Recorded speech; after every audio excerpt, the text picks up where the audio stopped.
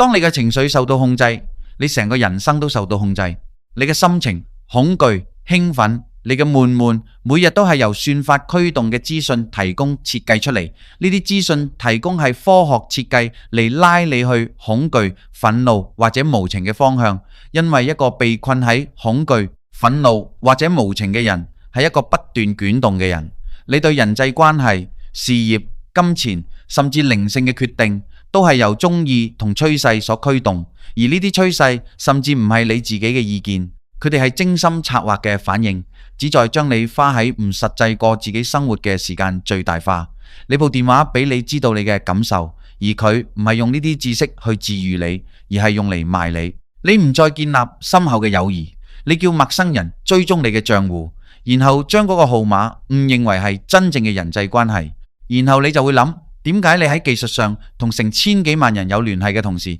仲覺得自己好孤獨？